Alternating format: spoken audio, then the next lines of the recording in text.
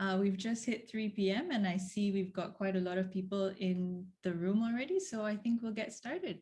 So hello and good afternoon, everyone. Welcome to today's symposium. It's a regional peat symposium by People for Peat, and we are currently on series 3, which is with the theme Agriculture on Peatlands, a conversation with the industry.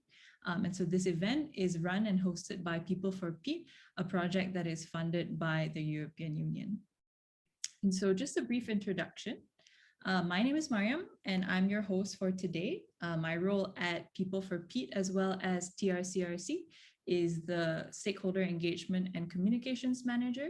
And along with the rest of my communications and stakeholder team, we've been running events like this for the past couple of months. So thank you so much for coming out and supporting us. We hope that you'll enjoy this event that we have for you today. So a few brief guidelines for today. So as far as your Zoom name goes, if you could please rename yourself to your name as well as your organization so we know where you're coming from. Please, of course, keep your microphone muted throughout all of the presentations, and please keep your video switched off as well, if possible. And as far as the chat box goes, we have 3 wonderful presenters today, but I'm sure you have questions. So in the meantime, if you have any questions or even questions for us, the organizers, please feel free to put them in the chat box and we'll address them. Or if it's for the presenters, we'll address them in the Q&A later. And so a brief overview of our agenda. Like I said, we've got a lineup of really exciting speakers that will help bring more light to the topic of today, which is agriculture on peatlands, a conversation with industry.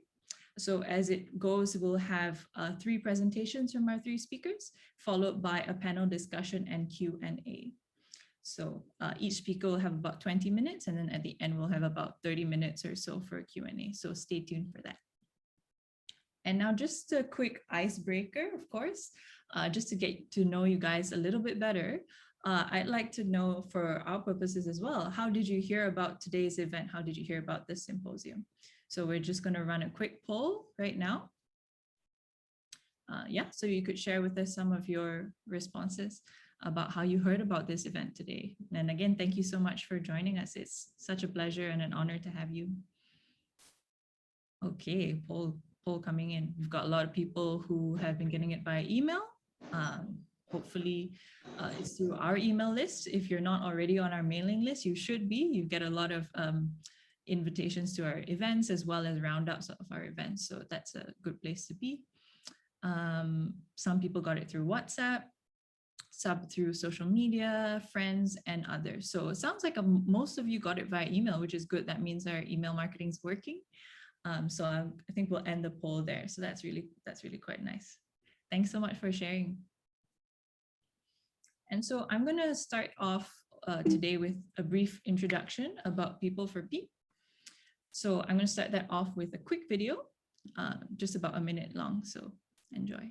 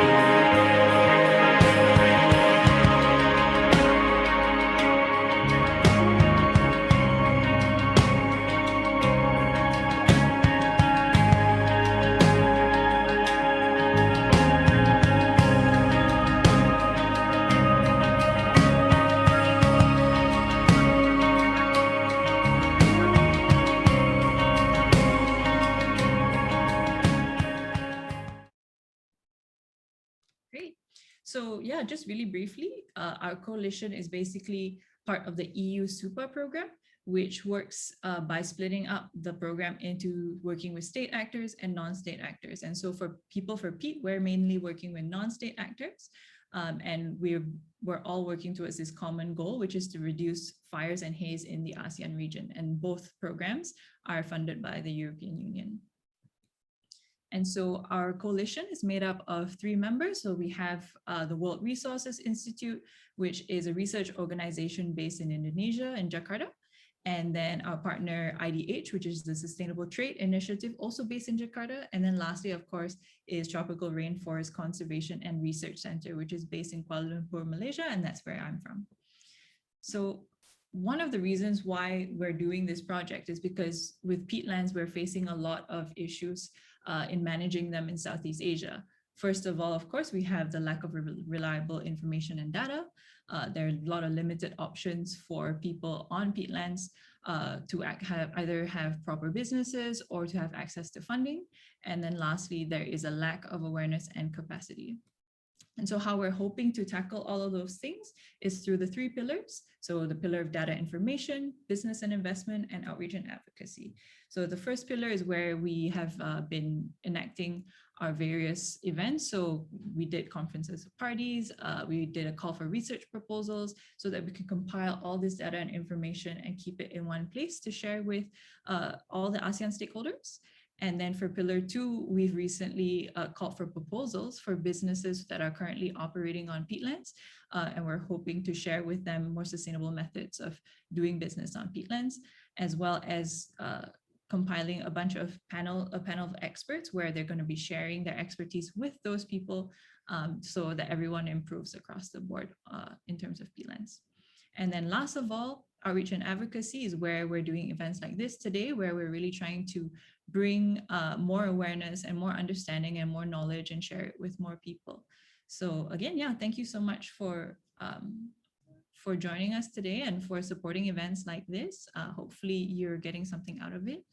And so now I'd like to introduce you to our moderator for today, which is none other than my colleague, Dr. Jo Ken Lee, who is the lead analyst at People for Peat, as well as the Tropical Rainforest Conservation and Research Center. So Dr. Jo, over to you.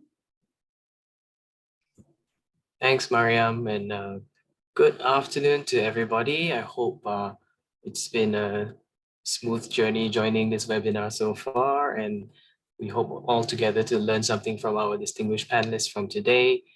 So I'm the lead analyst for the PFP Coalition, and those of you who have been to our COPs and webinars prior to this may have seen my face enough times. So let's move on to the next slide and see what we have coming for us next.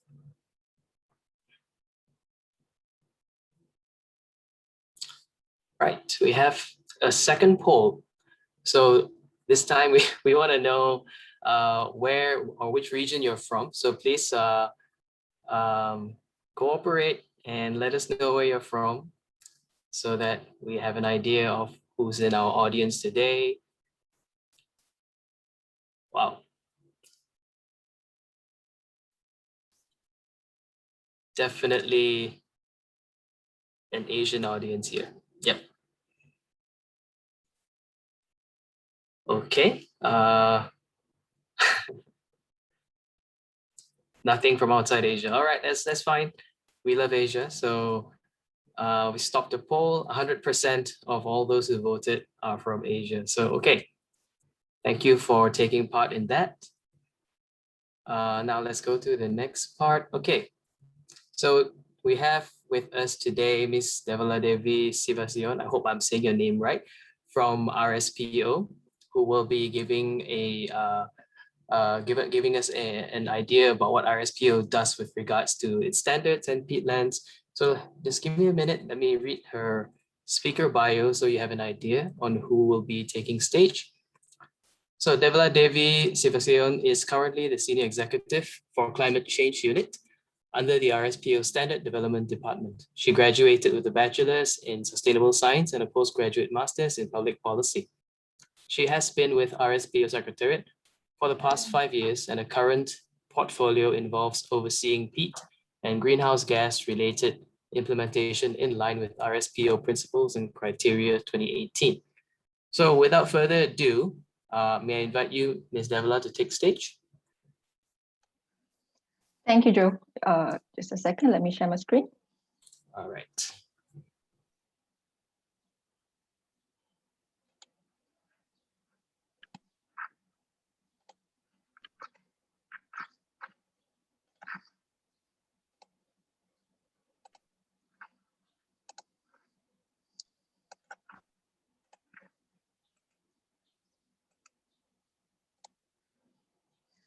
All right, is my screen visible? Yep. Yeah, okay, great.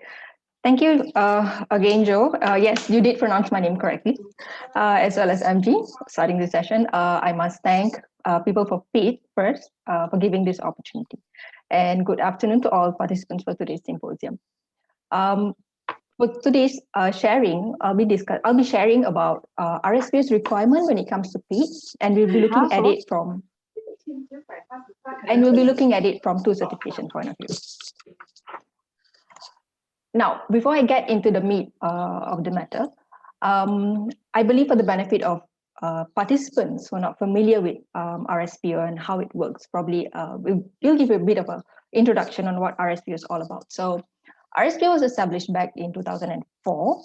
It's a non-for-profit organization that unites stakeholders from 7 sectors of the palm oil industry.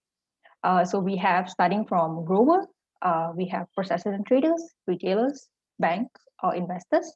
We have the social and environmental NGO, as well as consumer good manufacturers. So representatives from all 7 sectors come on board to develop and implement a global standard for sustainable palm oil. As an international standard setting body, RSPO, the organization, has 3 main membership categories.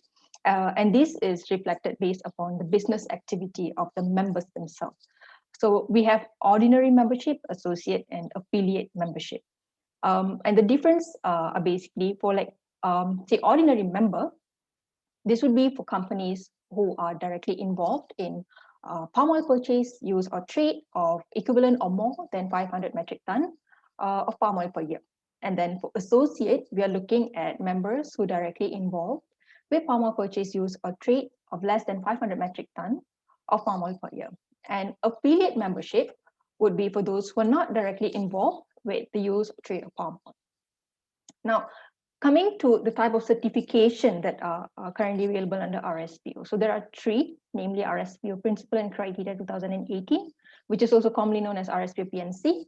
We have RSPO Supply Chain Certification 2020. We have RSPO Independent Smallholder Standard 2009.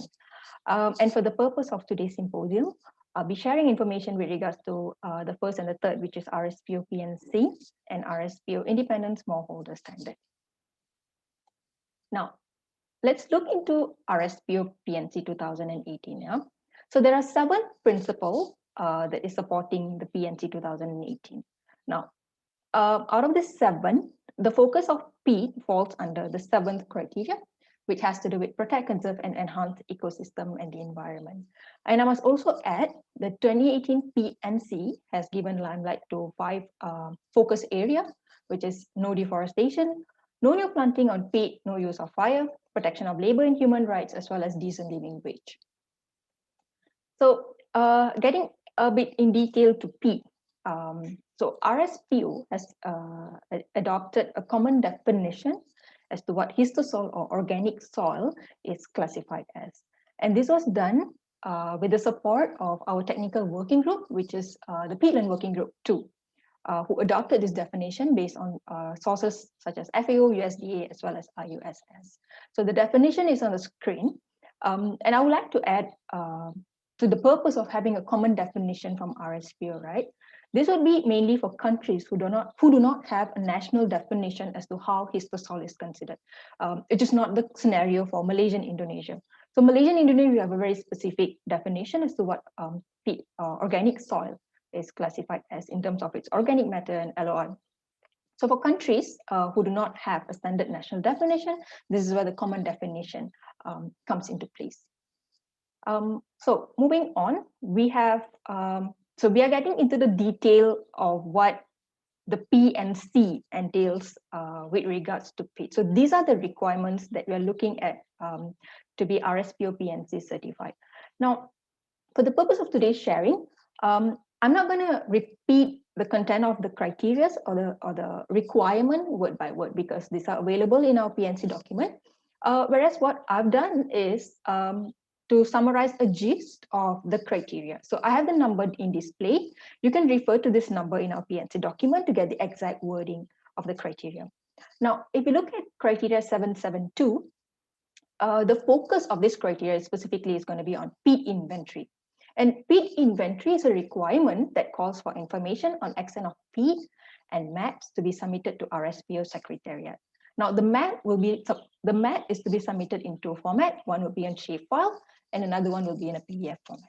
And this disclosure is applicable to companies with peat under their managed area, regardless whether they are RSPO certified or not, right? And under 772, there will be two reporting cycles.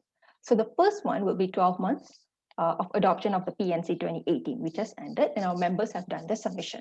The second cycle of reporting would fall 12 months prior to the next PNC 2018 revision, which is November 2022 up to 2023.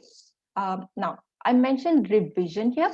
For those of you who are not familiar, RSPO's standards, they go through a cycle of revision every 5 years once. So before the 2018 certificate, we had the, before the 2018 certification scheme, we had the 2013 certification scheme. Of course, the latest one prevails. Now, coming to 773, it speaks on subsidence monitoring. And with subsidence, the requirement calls for one subsidence pole in every 250 hectare of peatland area that's planted with oil palm. There's also specific details as to how the frequency of subsidence pole differs, where there's fragmented peat as well as contiguous peat area. And the details of this is part of our RSPO peat audit guidance. Now, coming to 774, which touches on water and ground cover management program. This requirement calls for water monitoring, maintaining of water management system, including record of flooding history that has happened in the estate. For ground cover management, which is critical for young farms that are less than 5 years old, there should be a documentation in place to reflect the management program. Now, this documentation is what an auditor who comes during the audit will check for compliance. So this is how compliance towards the certification scheme will be assessed. Coming to 771 and 775, these are criteria that I would say they go hand in hand. So starting 2018 onwards, there's a strict no new planting on peat if you want to be for companies who want to be RSPO certified.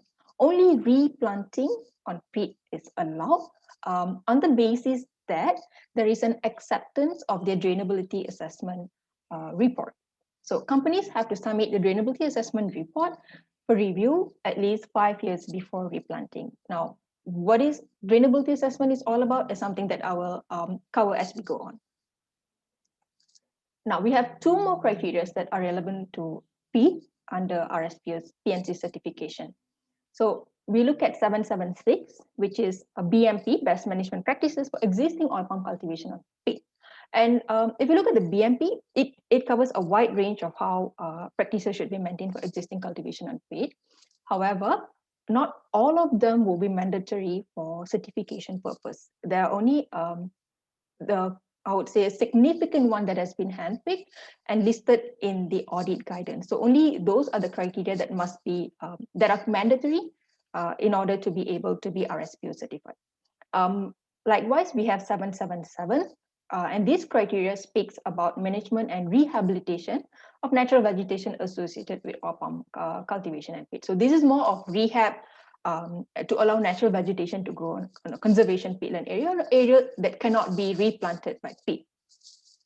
So these are, I would say, gist of the criteria that's within RSPO PNC requirement that has to do with peat.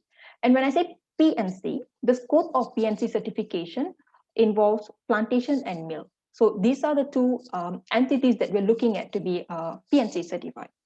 Now, next, we are moving on to another certification scheme, which is known as RSPO Independent Smallholder Standard, also RISS, short, 2019. Now, with RISS, this certification scheme is exclusively for smallholder farmers who have an enforceable decision-making power on the operation of the land and production practices. Besides that, the smallholder must also have a freedom to choose how they want to utilize their land and type of crops to plant and how they want to manage them. So this is how a smallholder can consider themselves to be qualified under RISS. to be RISS certified.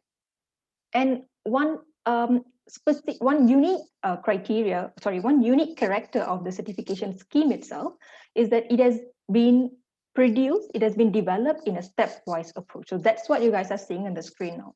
The RISS has a 3-level certification that cascades in order for a smallholder to be fully compliant. So we have an entry-level requirement that's also called the eligibility criteria.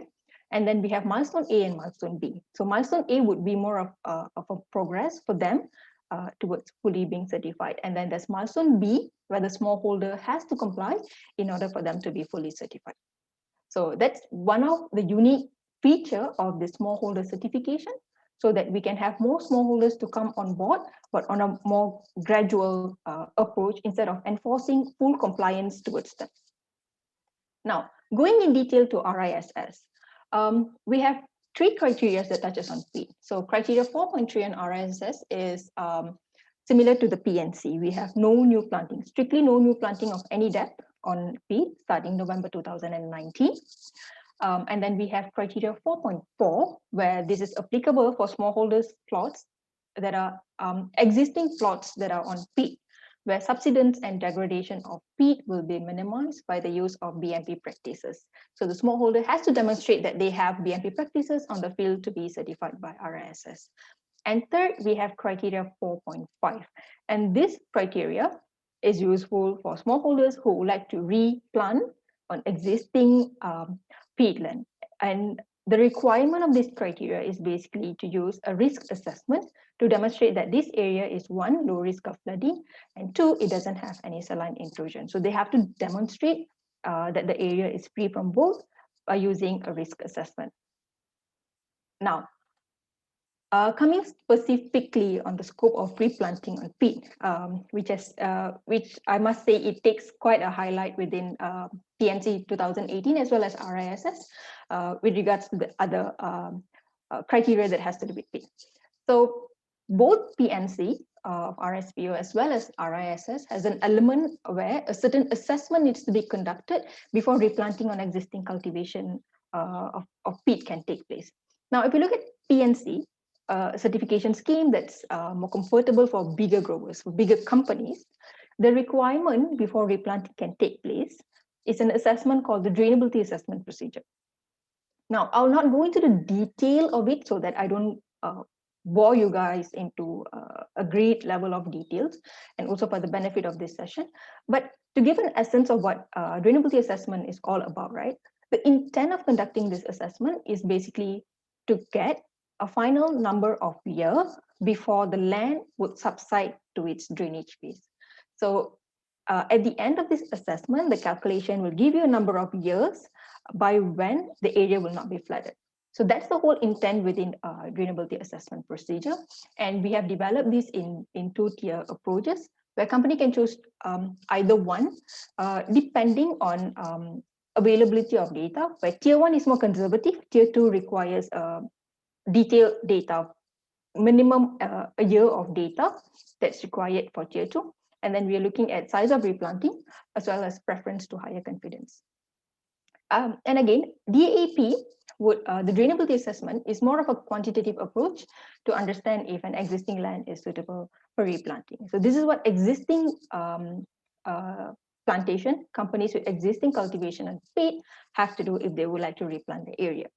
And this report will be submitted to RSPO, and with the support of Peatland Working Group, our technical working group for peat, who will come in on board and advise us on whether the method and the approach done is correct or not. And then we have the smallholder certification scheme. Now, for the benefit of the smallholder, the assessment that will be carried out is known as a flood risk assessment, which similarly assesses the future possibility of the flood of the area to be flooded before replanting happens. And now this is more of a qualitative based assessment, and it was built upon a risk matrix. So a smallholder will have to assess the likelihood of the area to be flooded as well as the severity of flooding. And there is a risk matrix that's provided within the flood risk assessment that a smallholder can use to assess whether they fall under low, medium, or high risk. And based on the risk level that they fall, there will be a certain set of recommended practices that they can also carry on in order for them to move towards the lower part of the risk matrix. So that's a bit of on replanting on peat and what RSPO is recommending. Now, moving on, we have a bit of an update on what's happening at RSPO right now when it comes to peat and the available resources. So as I mentioned, we have the drainability assessment procedure version 1, and as committed during the development of version 1, we were giving a year of an implementation period to see whether there's improvement to be done within the procedure and whatnot. And so now we are revising the procedure so that we can accommodate to the need of grower members. So version 2 is expected to come out. And as I mentioned, there is a specific BMP, Pest Management Practice booklet, that is also developed for independent smallholders. And within the booklet is where the whole flood risk assessment comes. So that is also under development. And I would like to take an opportunity over the symposium to mention that we'll be doing public consultation, a virtual public consultation for both the document. I would really appreciate comments and your thoughts over the public consultation. Apart from that, documents that you're seeing on the screen is available in our website. You can download them. It's also available in Bahasa Indonesia, and we are looking at translating it into Thai as well. And with that, I believe I'm coming to the last slide of my sharing today. So these are just some of the specific contact details that I would like to share. If you have anything that has to do with membership, smallholders, GHG or peat, or any general inquiry, this will be the email address that you can channel your questions to. And with that, I guess over to you, Joe. Thank you. Thank you so much for the concise and informative presentation, Devla. I think that was enlightening. Personally, for me, it was definitely. And I'm sure for everyone else, we've learned something new about how RSPO looks at plantations on peat, whether for large plantations or for smallholders as well. There are different standards applied and different criteria as well. So thanks for shedding light on that. I hope to hear some thoughts from our audience and some questions as well to facilitate the discussion later on. But yeah, please feel free to continue using the chat box to let your questions be targeted to each of our speakers if you want. So with that, let's move on to the next thing, which would be our third poll for the day. Are you currently living, working, doing research on peatlands? If you are, then please indicate. Let's see if we can get like 100% like the last one. Oh no.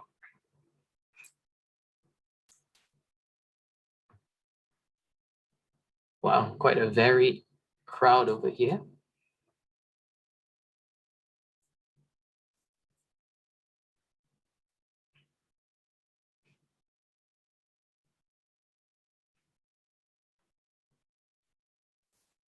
Personally, I would be none of the above, but I can't vote, so yes.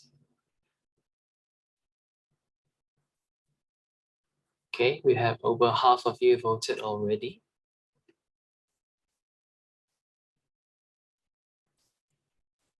All right, so majority, I think we could say, are either managing peatland restoration initiatives, doing research, or none of the above.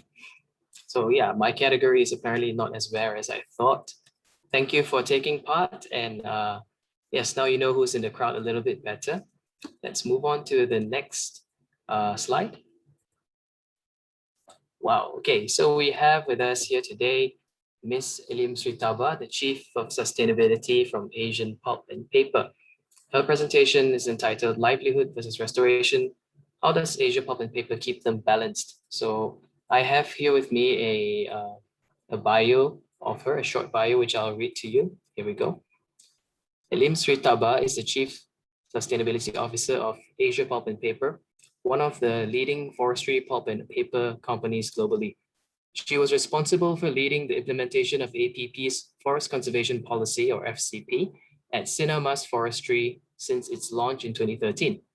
Elim has over 20 years of experience across finance, forestry, as well as supply chain and business process management and business strategy. So we've had her speak at one of our webinars before, and I think She's definitely got a great message for all of us. So please keep your ears peeled. Without further ado, the floor is yours, Ms. Elim. Thank you, Joe. Yeah, good afternoon, ladies and gentlemen. Nice to see you here again. Maybe my slide, my team will presenting. So today, as a topic, I want to share how APP as a private sector do the peat-based management practice. Negla, or who will help me to show this slide?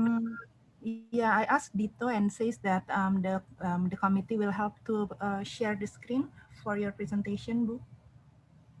Or do you need me to? Okay. Okay. Okay, we go to the slide. Yeah. Next slide.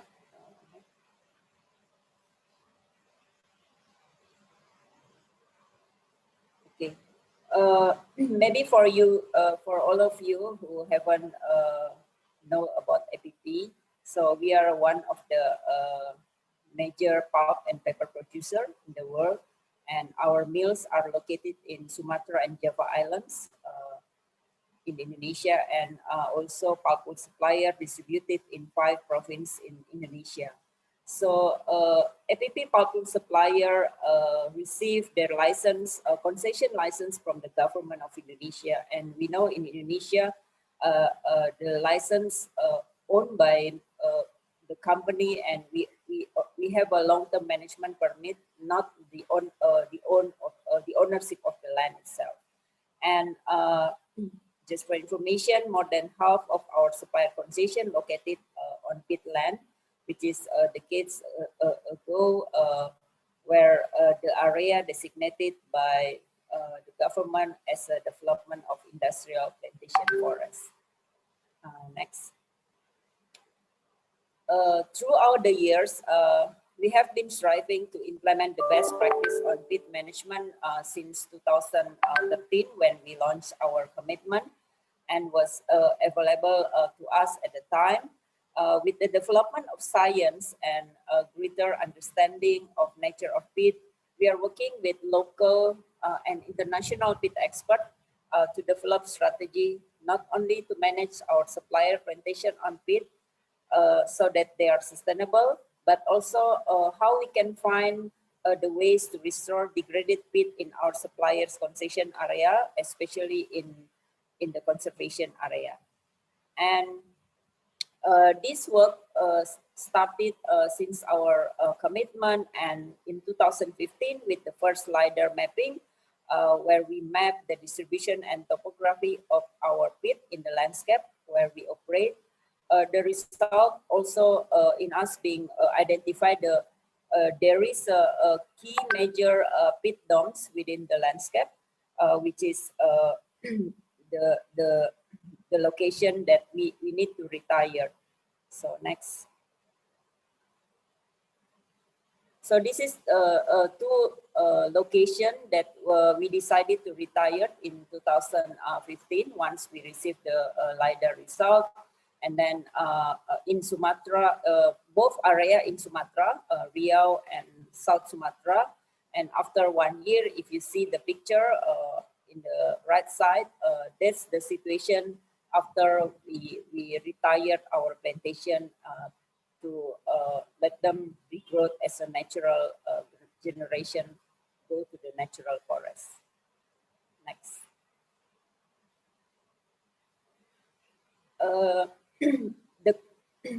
In accordance to the government regulation as well, we also have to retire our plantation on critical peat domes and conduct restoration activities in some area that designated as a critical peat dome that need to be retired.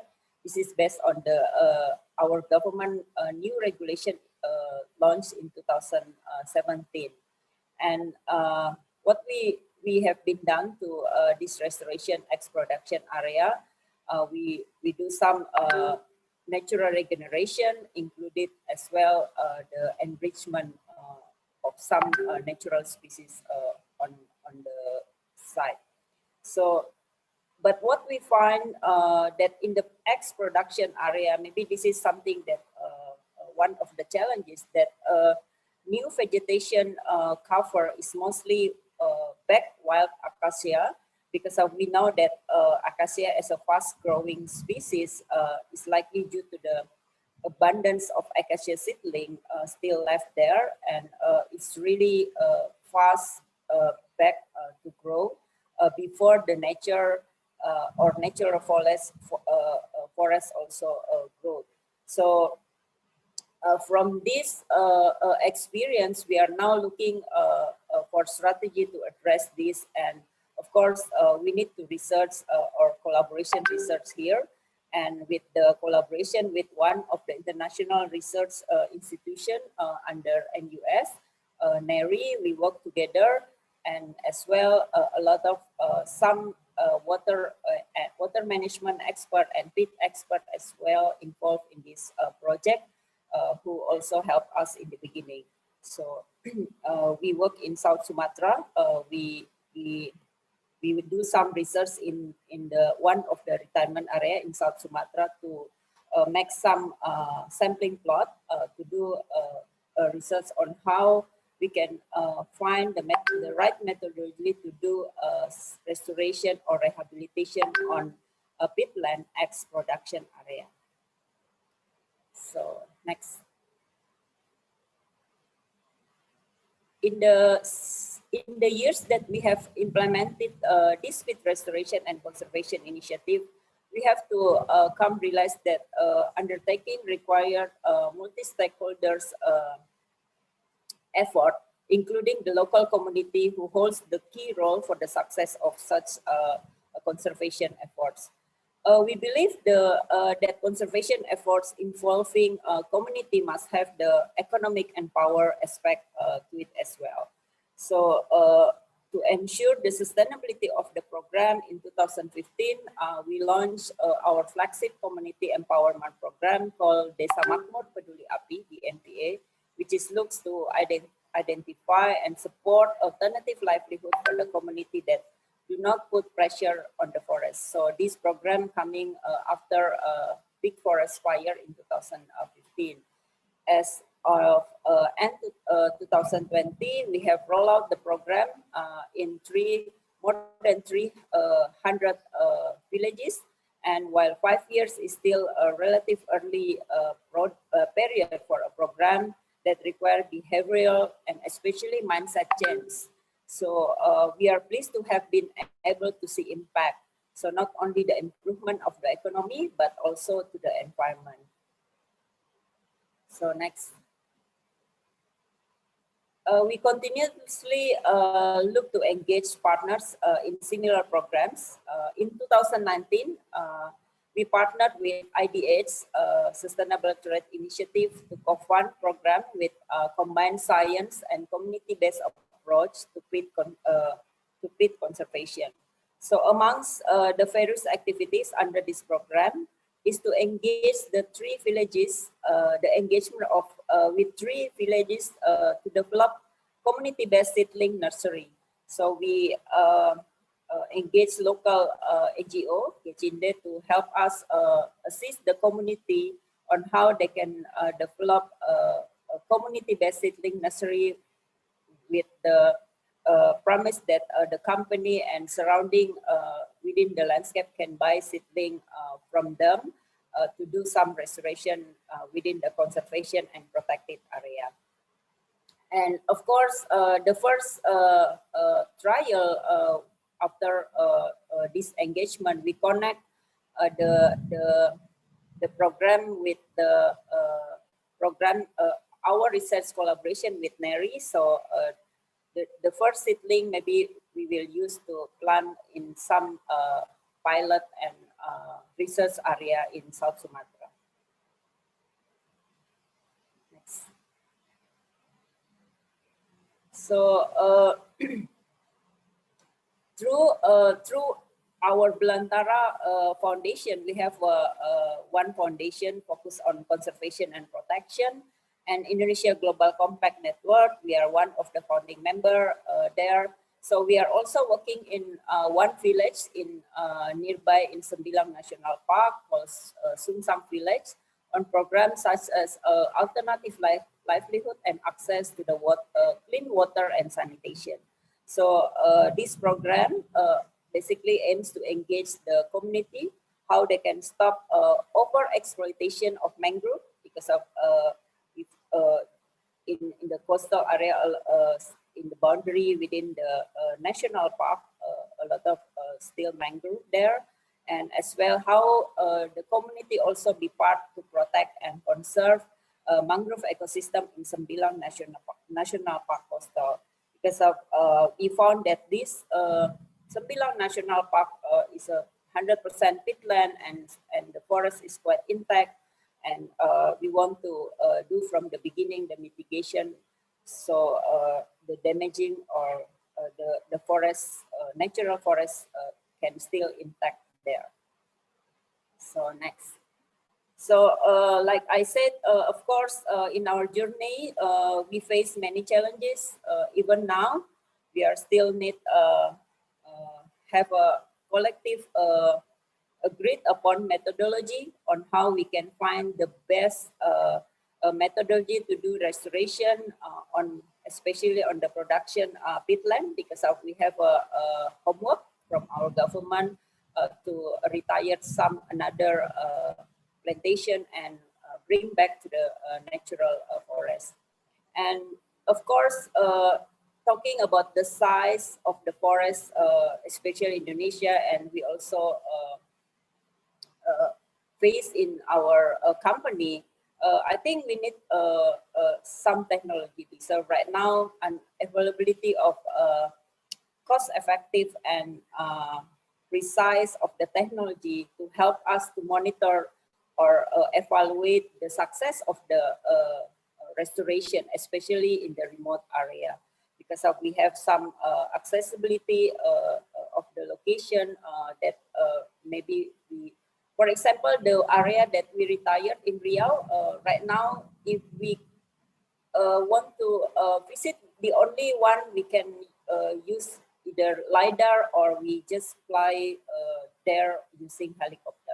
So doing the manual access, go there, I think is quite impossible.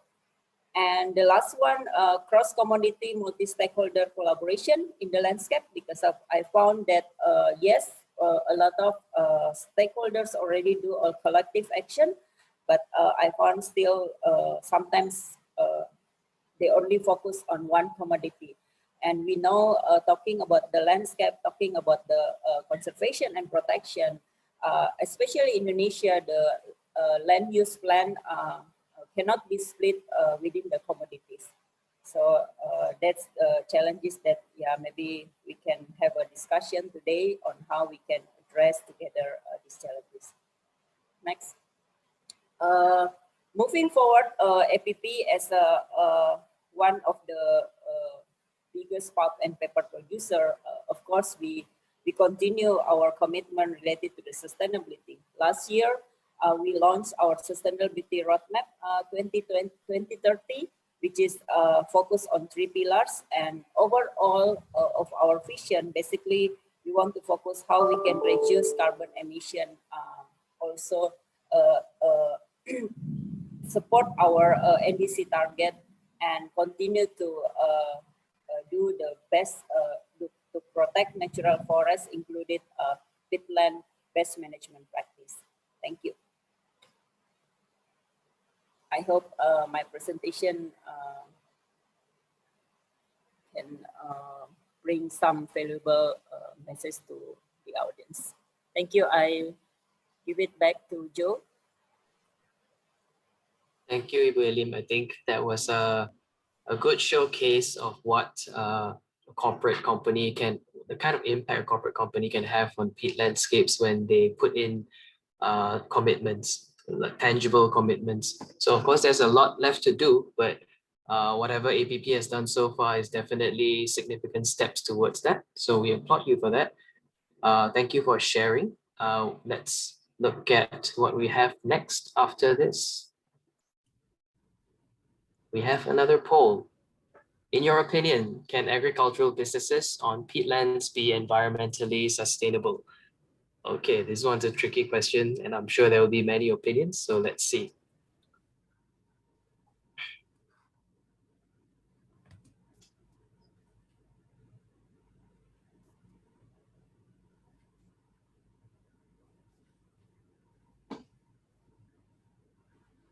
Wow.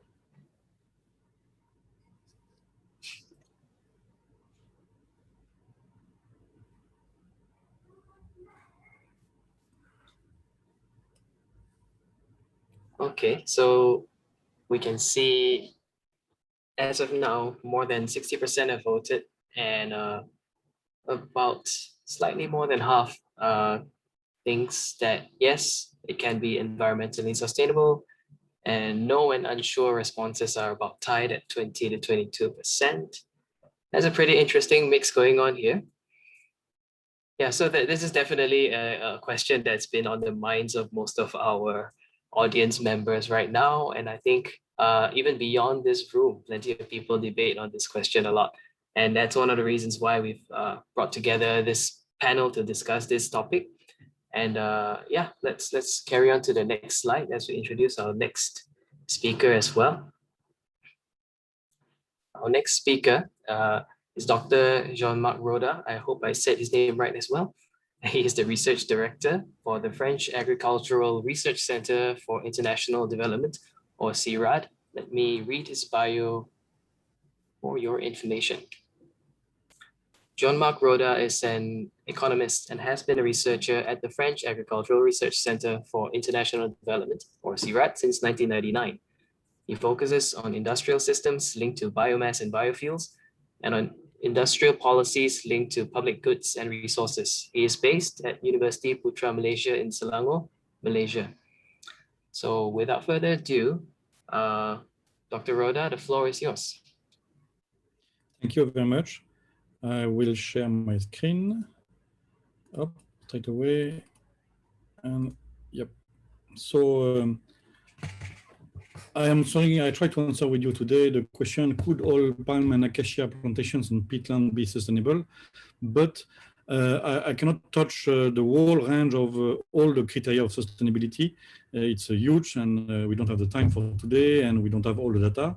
But there is one data where we are pretty confident in one case of Sumatra, which is the issue of fires. So we're going to see together, scientifically, if that little component of the sustainability, how it reacts compared to the issue of plantations.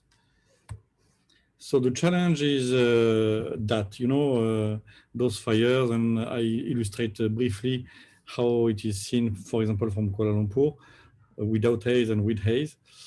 And here you have a vision of part of Indonesia, Sumatra, where you had around 2014 the density of fires by districts. So you see that in the north, it was very heavy, and in the south, in Sumatra Selatan. So we're going to zoom on the region. We are focusing now on you see the South Selatan, Sumatra Selatan, which you see the province borders with the districts inside, the Kabupaten. And we're going to zoom again a little bit more in Ogan Komering Ilir. So here you have the map of Ogan Komering Ilir. It's mostly peatland. You have also a map of the network of drainage, either natural drainage, you know, the rivers and so on, or the artificial drainage. And you see, even if the map is not complete, it's at that time the map was incomplete. It's still incomplete actually, but you see that there are the typically artificial square and rectangular drainages of the industrial plantations. And at this stage, I want to draw your attention on this zone. I want you to try to memorize this shape that I'm drawing now, because we will come back to it a few times. So this is one shape. And then you have another shape here, which is the remaining size. So you have like a puzzle piece, and these two shapes are very important for the case that we are describing today, because they have very different, I would say, behavior, very different events that happen in those shapes. So first, I go with you through a few pictures of how it looks on that field. So you have a degraded landscape. In the past, it was mostly mangrove and forest. And nowadays, this is the kind of landscape that you see, with sometimes multiple agricultural activities. And you have the farmers that have a traditional activity. The local people, one of the traditional activity is to set up the fire. One of the issues is when in the past there were no deforestation, this milieu was extremely humid. But after deforestation, this milieu has become very dry. And what was the practices of fire control for the agriculture or for the disposing of the waste, or to clear a little bit of land, it could have been sustainable in the past when it was forested. Nowadays, the degradation of the environment makes it absolutely non-sustainable. So we have this situation. So I continue through the pictures. You see the practices. It's something that nobody can negate. There are those practices, and even sometimes the people are, unfortunately, you see a small kampong that is destroyed the next season. So you have even the cases of people clearing their own land. So this is EVA, a rubber plantation, where the people, despite the fact that rubber is sensitive to the fire, they still have the practice to clear their own land with fire. Okay, you have seen a bit of the practices and the landscape. So let's go together to the how to classify the fire origins. The initial tool is the hotspots detected by the NASA. So here you have a map that is showing you all these hotspots in 2009, 2015. So we can use those hotspots, and then we can combine that with many other data.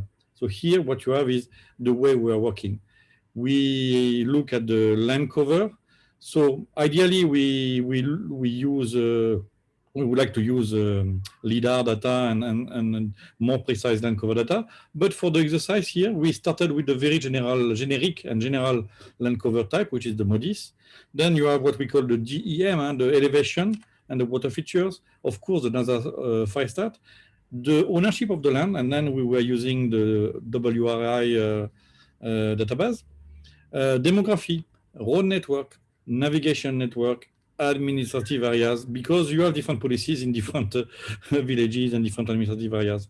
Distance from villages, distance from the roads, distance from the rivers and channels, distance from the sea, and some gravity models. I will not delve into the mathematics of these this kind, but using those criteria and using data mining, we're able to really identify very clear statistical signature of fires by what I call probability density, you will see. So fires that are clearly in industrial or company context, fires that are clearly in a rural or villagers context, and fires that are uncertain to identify. So this is maths, data mining, hierarchy classification. It's very complex, but you see that we were able to find 10 major classes. And for example, the red one is the deforested and barren land.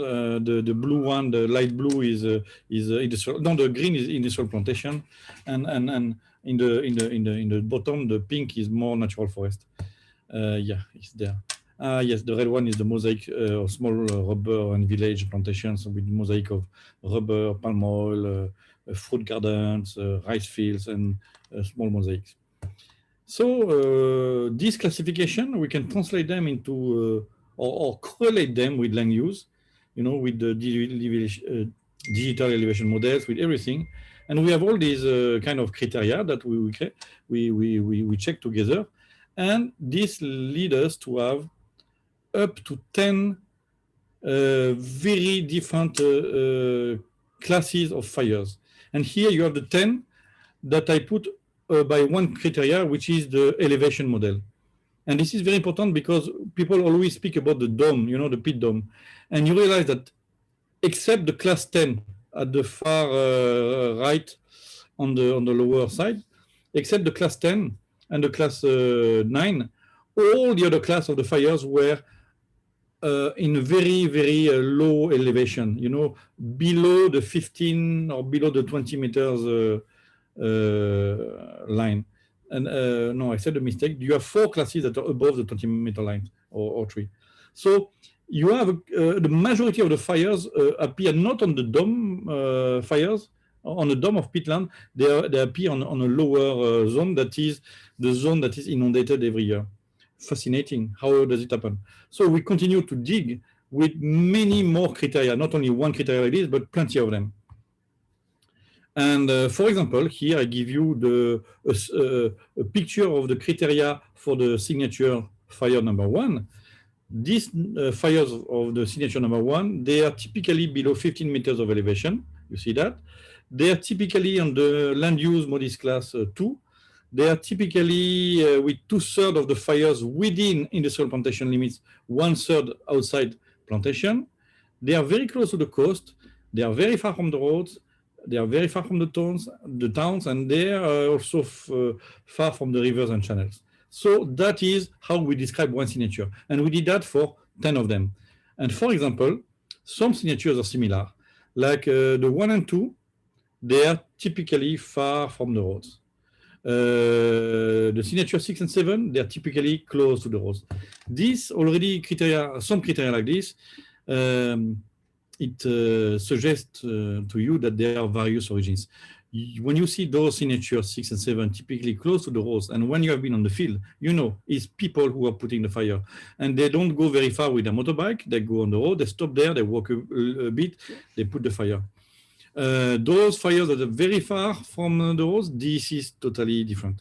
So we are not accusing anyone, we are not judging, we try to understand, scientifically understand what are the processes and how it is arriving to those situations. So this is the chapter number 3 of my presentation, understanding the fire origins. So we come back to those classifications, and here they're put under, it's a map, it's a cartographic map. For those who know Ogan Komering Ilir, you recognize the line of the coast. And this is all the fires by cluster, you know, by their fire signature, with one color for each signature. So when we do that, it allows us to go back to the field and to go to every piece of kind of signature where we have been, and to ask the people, what is happening here, in your opinion, in the past, in the future? Why do you think the fire started here? We look at the feature. Sometimes the feature look really similar, but the causes are really different as well. So doing anthropological surveys, discussing with the people of the villages, with the help of the headmen, we try to understand the genesis and the practice and how people.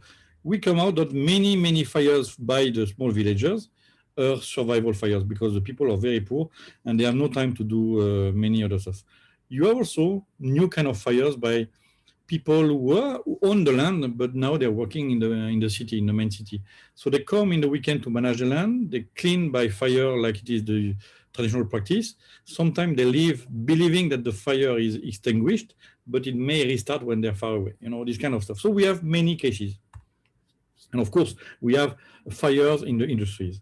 And here we show you the calibration that we did to assign to each fire to its most probable origin. And we made we did 3 big categories. Category 1, industrial plantation, and it's the fire signature 1, 2, 3, 8. Category 2 is the fires of villager origin, 5, 7, 10 signature, and then uncertain signature.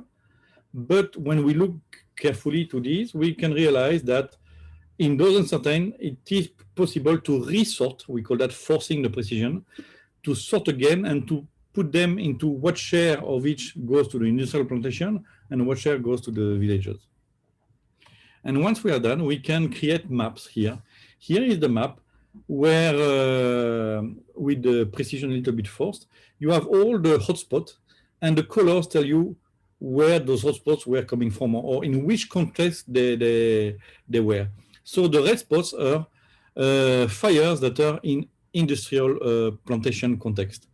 The yellow points are the fires that are definitely non coming from the industries, but they're coming from the village traditional practices. And then you have the orange that are the uncertainty. On the map, it's not much. So you realize that even if the media always says that industry is the big evil and guilty of everything, the reality of the scientific work shows that almost 40%, 42% of the fire starts is just the villagers themselves. And you see on the map that on some borders of industrial fires, you have also villagers fires. So why it is so that you have village fires on the borders of industrial fires? It is our algorithm that is wrong, or it is some specific case of practices where we are not going to delve into it today, but yes, there are interactions. So we know from that also we can prevent, the classical way by the industries is one way, certification is changing the practices, but we also can prevent the fires by discussing with the villagers. In this case, we were discussing with them buying their biomass, for example. So come back to the shape, the very important shape I told you to memorize. Here you see that you have a zone where over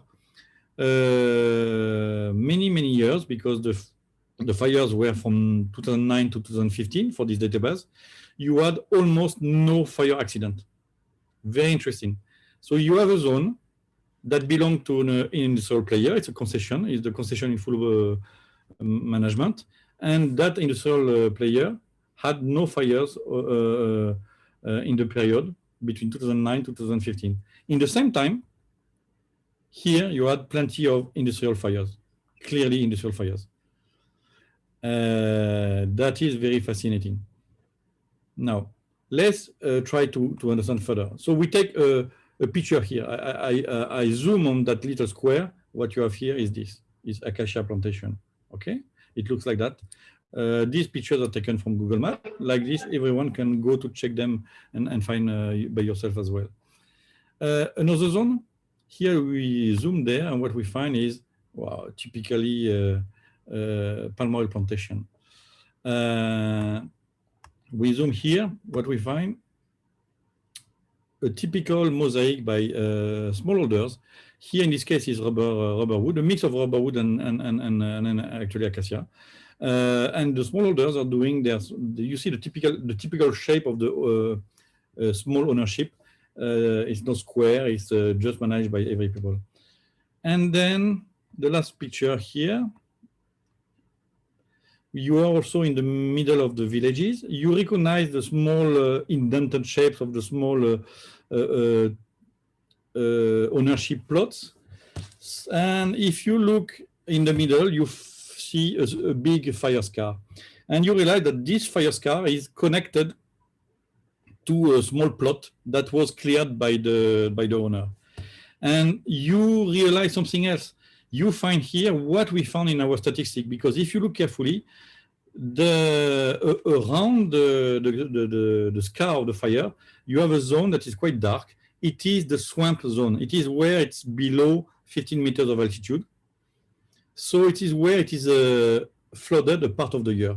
So usually you don't have trees growing there. You have a big gajar input and this kind of vegetation. And this is where the practice is a traditional practice. In this case of this picture, had been done by clearing the fire for their own plot. Obviously, it went down from there, and from there it went to the peatland below. If the year was very dry, then the whole zone would have been burned. If the year was not too dry, then the fire scar could stop quite quickly. So how to explain the processes? So we made a little model. So you see a side view of the channel, a small compound, the flat zone, and the peat dome. On the peat dome, you have your plantations of whatever it is, acacia in this case. that is in the wet season. In the transition season, because people are doing their small fires, you see that fires are happen there and there, but they don't propagate a lot. What is terrible is when you are in the dry season, the water table is very low, then the peat under the surface catches fires, and then you have the fires that go everywhere. And once the fire is inside the peat dome, it can stay there for the whole season, or it can even resist to the rain season and keep dormant under the water, and it can restart the next year. So that is how it is placed. So what are the lessons to bring home today? First, big lessons. It is not the plantations. It is the people and the practices. We found that 31 to 42% of the fires were caused by traditional farming activities, while 39 by 53% of the fires were occurring in industrial plantation context, but not every industrial plantation context, some of them only. The remaining is uncertain. So yes, some industrial actors display significantly less fires. So in our map, a major industrial player had very few fires in its pulp plantation under direct management. But you could see as well that the suppliers of this industrial player that are on the side, they had a lot of fires. So the industrial actor itself, in this case, it is a pulp plantation that was certified under LEI in 2009. And of course, it is also engaged in RSPO for its other palm oil plantations. So which it leads us to questions.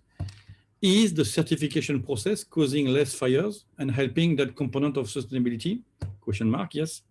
Or is it that a responsible corporation has less fires then is more sustainable and then can get various certifications? Because those correlations that we have observed together on the maps, they don't tell you which one is the egg or the chicken, which one comes first. We don't know that. You cannot prove that scientifically. So we cannot give clear answers. We cannot generalize without to make any repetitions. So in order to get definitive answers, we need an ambitious work plans with the industries and the local authorities, using this kind of method that we are using, but at a way wider scale in order to make it significant and then to be able to find the causality. So concluding considerations, it seems that certified plantations burn less. That is clear. Is that sustainable on the long term? We have no idea. Is that worse than virgin forest or virgin mangrove? Yes, we have other results. I didn't present to you today, life cycle analysis and CO2 emission and several years of work. Those other results show more CO2 equivalent emissions from plantations than from natural areas. And this is normal. It's not because the plantation per se, it's because plantations are open milieu and you have oxidization of the peat. It is drained, and when it is drained, you have oxygen and it oxidizes, and you have some CO2 emission. But it is better than degraded landscape deforested long ago, and that burns almost every year. Yes, by very far, those plantations are better than those deforested, degraded landscape where nobody does anything, where people put the fire everywhere. So, in conclusion, there is no black and white answer. And that is for now. I hope I was quick enough for the time. Thank you very much. Thank you, Dr. Roda, for that. I think that was fascinating. Spoken like a true scientist, not overextending your findings. And I love that. It's also very interesting to see that your results indicate that it isn't really whether it's a big plantation or a small plantation. And that's really a lot down to how individual practices are in the particular plantation. And that's just, that's really amazing, because there's this notion that romanticizes the smallholders, that they are always the good guys. And it looks like your research shows that this isn't always the case. So that's very interesting. Anyway, as you said, more research is definitely needed to make more general claims. But for now, let us get into the question and answer session. The chat box has been exploding with a lot of activity. That's a good sign. So let's move into perhaps the first question we had, which I actually believe was already answered by Ms. Devaladevi. So the question, just to recap, was actually whether oil palm plantations on tropical peat is environmentally sustainable. Shall we forego palm plantations on peat? So in essence, if I recap her answer by Ms. Devaladevi, thank you for the question. Personally, you say it's a two-edged sword situation where continuing existing planting and halting the planting on peat can be equally damaging unless a committed team is in place to manage the peatland as an ecosystem. Like in the RSPO DAP, just to give an example, we require growers to demonstrate there will be minimum 2 crop cycles before the drainage phase is reached. By doing so, the peat is not completely depleted at the same time, not abandoned, since area that is deemed not suitable for replanting must be maintained with proper pest management practices in place. To phase out planting on peat completely will not be sustainable in my humble opinion. The land will perish under poor maintenance and management. Happy to hear more opinion on this question. Devaladevi, would you like to add to this, or shall I open it to other comments by the panelists as well? I would like to hear from the other panelists actually. So. Okay, perhaps we could hear from Dr. Roda. What do you think? Should you've already said there's no black and white answer. Okay, so we got that. But in terms of should all oil palm plantations on peat be phased out ASAP? What is your opinion on that? Well, we are in a situation where those virgin landscapes were deforested already, more than 40 years ago. I am speaking about the case I know, the one I have been working on. I limit my the meaning of what I am saying to that region. You guys can do the generalization if you want. I won't do. So in that part of Sumatra, the deforestation was done a long time ago, and those installation of plantation, the plantation were installed on not virgin forest. They were installed of extremely degraded regrowth. You know, regrowth that was a mix of savanna and some regrowth of forest. It looks like forest, but it's not at all the origin. So that regrowth was absolutely not functioning as a normal virgin forest, but nobody measured it before it. So we don't know how to compared to the acacia which is planted. But we did, in our case, a work where we compared the emissions of CO2 in acacia plantations, the emissions of CO2 in palm oil plantations, and the emission of CO2 in the degraded area, and the emissions of CO2 when you restore, you actively restore the landscape. So you need to input money for that. Where the money comes from is a different question. We can come back later on. And we found that you have more emissions in the plantations compared to the if you don't do anything. But in the same time, if in the place where you don't do anything, there is recurrent fires, where it is the case actually in those regions, then in that case, the plantation is emitting less CO2 because you have people on that plantation that are actively fighting the fires. That is for the industrial situation. But actually, we found as well that when it is small holders, there is no difference. You don't have a difference between small holdings and big plantations.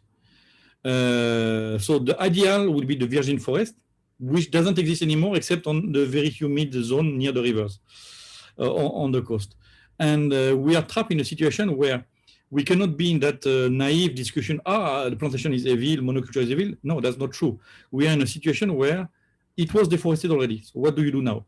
Do you keep it as a savanna where people are extremely poor, they have no revenue, and they will put the fire because they are poor, and the anthropization increase, and then you degrade the fire, you're sure you will degrade even more, you're sure that you will emit even more. Do you do kind of a semi-evil solution by those plantations that regenerate, they do not regenerate the peatland, but I mean to my knowledge so far, but they emit much less than when you have fires and when you have continuous, degradation. And of course, they emit more than if you had plenty of money falling from the sky, allow you to actively restore those plantations and to give money for the farmers not to put the fire. So which leads us to the next question. How do you prevent that? It might be another question that people will ask. I don't know if I answer clearly to the point, but this is my still black and white vision. I think that's no clear. black and white vision. Thank you, Prof. I think the gist of what I catch here is that we cannot just retire and abandon landscapes. If they are retired, they have to be actively managed, and there is definitely a price that needs to go to that. So yeah, it's not as straightforward as just stop planting and everything will recover. There is actually the restoration and active management that requires funding for it to be viable, right? So with that, I think it segues nicely to Ibu Elim. So as the company that is actually practicing retiring some of your concessions to be restored, what do you have to say to the question that is, should we retire, or should we phase out all these plantations on peatlands? I know EPP is more on acacia and less on oil palm, but still the same concept applies here. So as what APP has done, what do you have to say to this question? Is it viable? Is it too expensive for most other concession holders, or is this something that needs to be done at all costs? What is your view?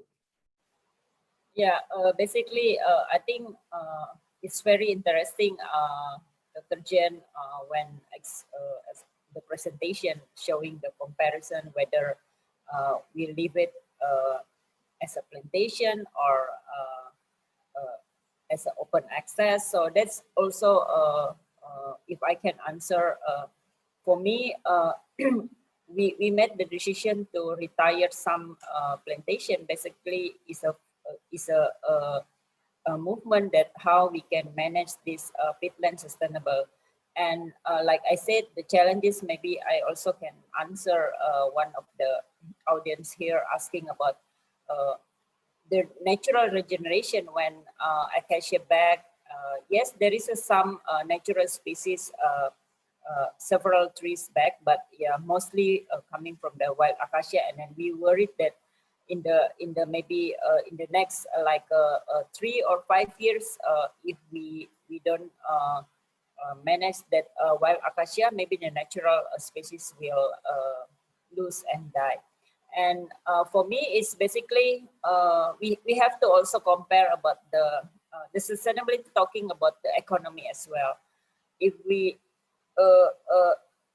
haven't seen the success of the restoration of the retired production area to natural, we will bring the risk as well to the environment, right? Without any landholder manage the land, it's really high risk to become like a forest fire or encroachment. And yeah, maybe I can answer also one of the audience asking about what is the biggest challenge to working with the community related to the nursery and peatland restoration. Basically, I think the mindset and maybe the capacity. Even like us, the big company, we still find the methodology. And then how about the community? Because of they didn't have that capacity. So if we leave it the land without managing well, I think it's more will bring more damaging to the environment. So my opinion is basically, as long as we know where is the critical part, we know how to mitigate to minimize the impact to the environment. We can manage it right now. So we secure or protect the critical peatland.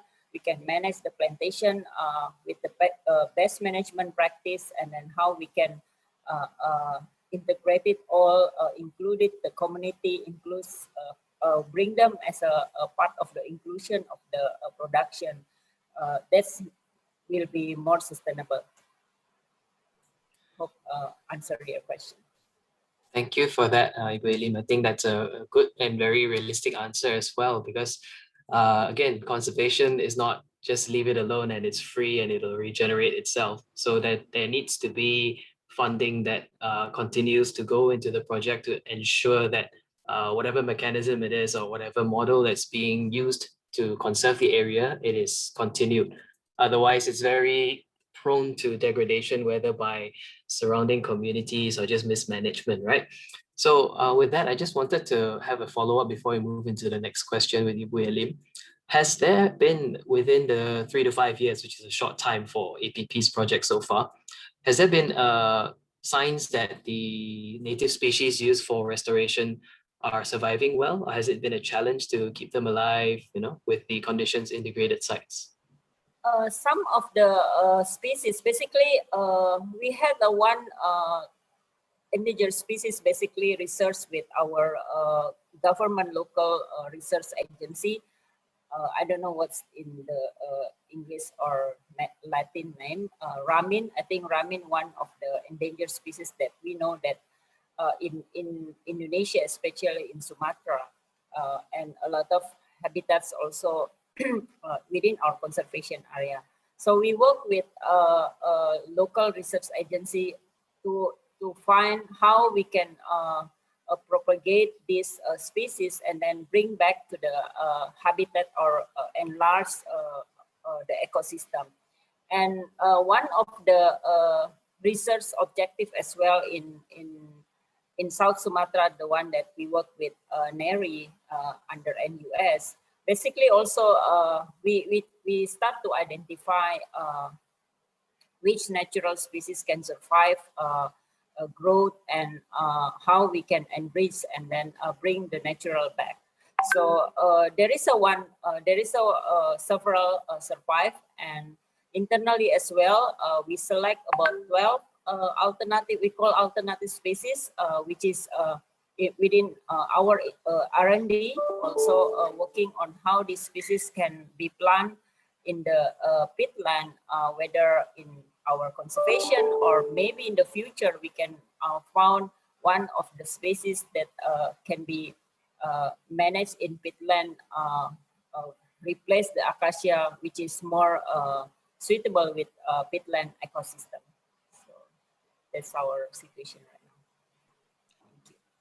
Thank you for that. I think that describes the efforts in APP's R&D for restoration as well, because there aren't any ready-to-go solutions that are just copy and paste that can be done right now. So this is deeply necessary, and it's great that APP is moving into that as well.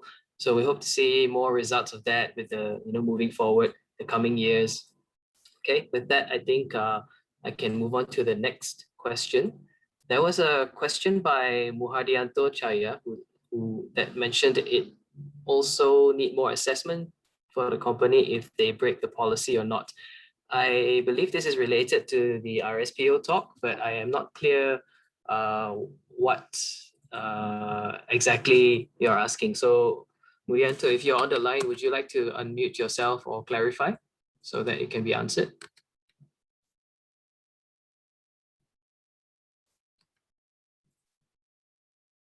Muhardianto, sorry, I misread the name.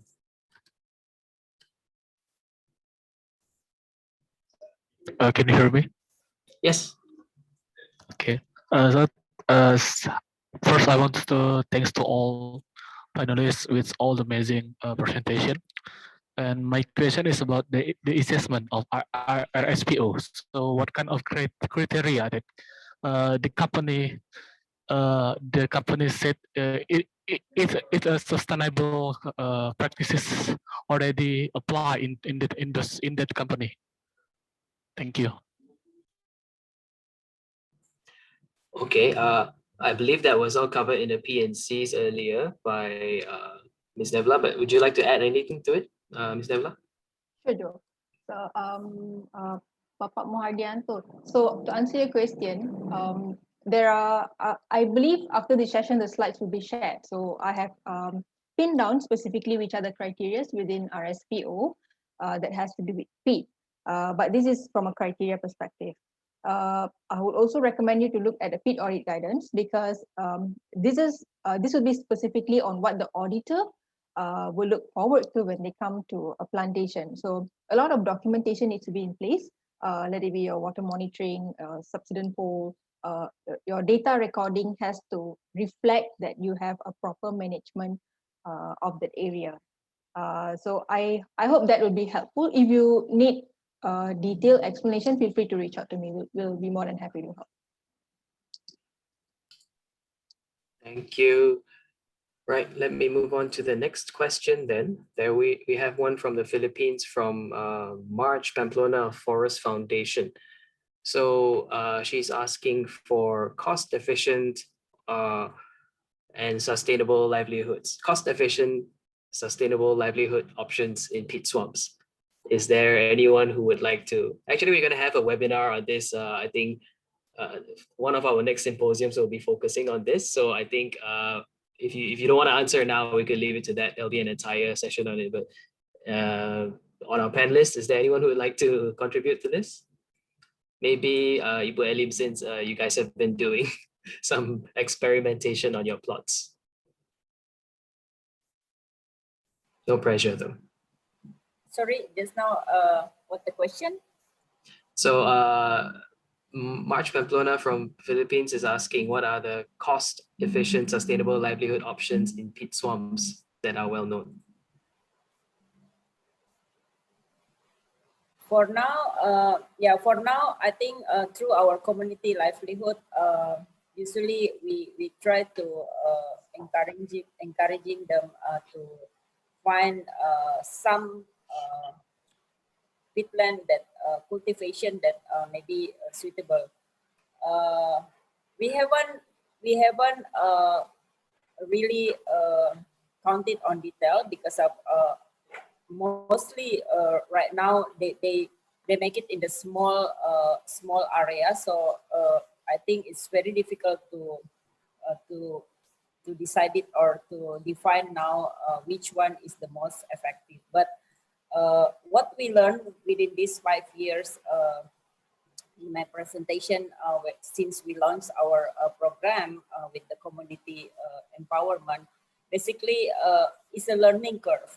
How to change their mindset to understand that all the activity on the ground is basically impacted to the environment, and to reach the sustainable, I think the sustainable ways basically still need time. They start with small and then let them feel it the result and impact to their economy.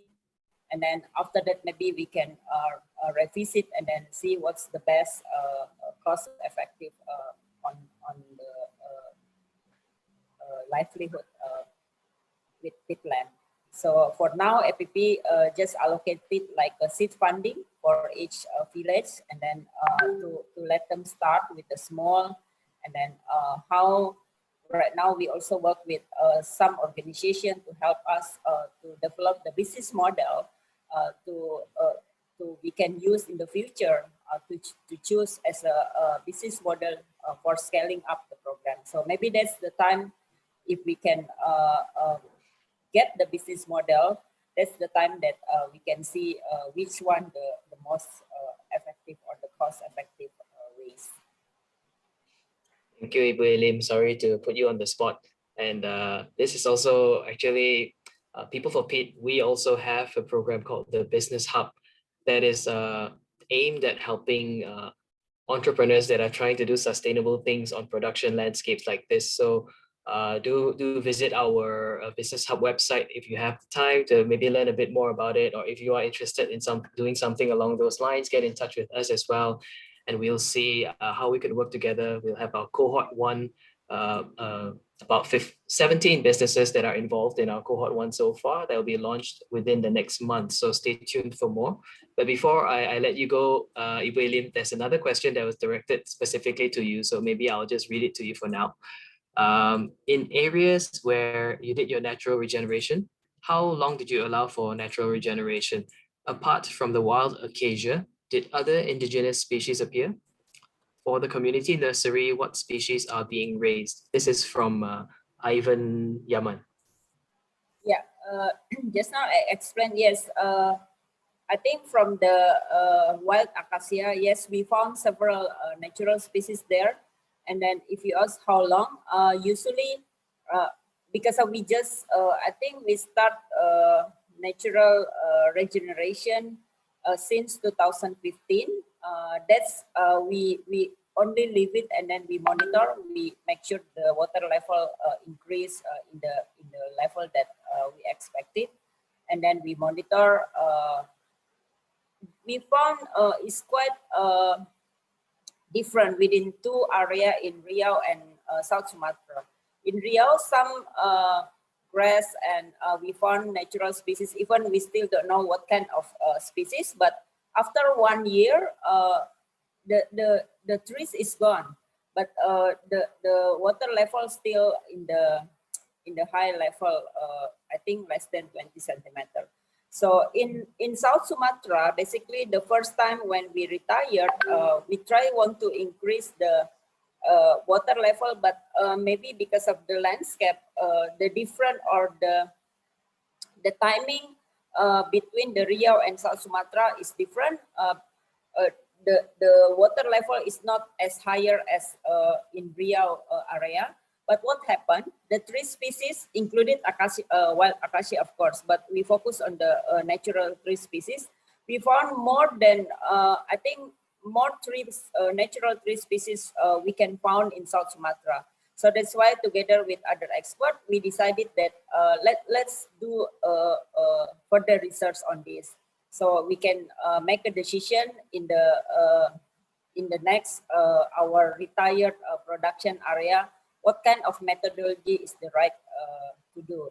So still continue. So natural regeneration, we monitor every year to make sure that there is an improvement of natural forest, and then we use high carbon stock to measure the land cover for our natural forest. What kind of species in the nursery of a community that we work together? There are 3 local species. The name is in Bahasa, but yeah, I just get the Latin name. Pulau Pipit, the Latin name is Alstonia angustifolia.